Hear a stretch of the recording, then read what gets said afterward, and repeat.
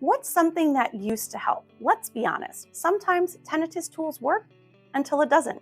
Ever have that happen? Relief strategies can be tricky. You find something that helps, like pink noise or stretching. For a while, it works beautifully. And then one day, it just doesn't hit the same. That's okay.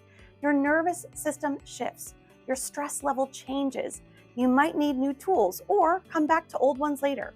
Tinnitus relief isn't linear, and it's a loop, and you're allowed to evolve with it. Has that happened to you? What has helped you in the past or helping you now?